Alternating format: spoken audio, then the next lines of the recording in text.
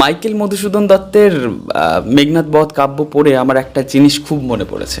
কোথাও না কোথাও যেন রাবণও চির অন্তরের বেদনায় ভুগতেন, যেটা আমরা সাধারণ পাঠক হয়তো তুলে ধরতে পারিনি, বা আমাদের বিচার শক্তি দিয়ে তাকে ফুটিয়ে তুলতে পারিনি, বা কাশিরাম দাস বা বাল্মীকি কখনোই হয়তো এই দিকটিকে প্রকাশ করেননি।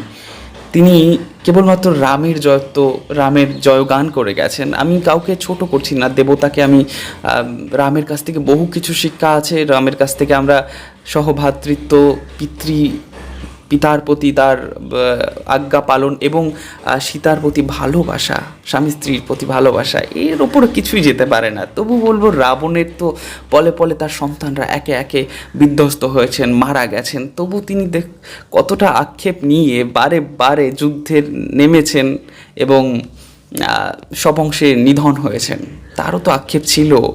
বারবার হয়তো বলেছে, নিশীথ রাতের কোনো একান্ত গোপন কুঠুরিতে গিয়ে হয়তো তিনিও নিভৃতে কান্না করেছেন। প্রতিটা সন্তান মারা যাওয়ার পর এক একটা করে হয়তো তার হাড় ক্ষয়ে গেছে, তবু তিনি যুদ্ধের জন্য কিন্তু অগ্রসর হয়েছেন। এই দৃঢ়তা রাবণের দৃঢ়তা ছিল।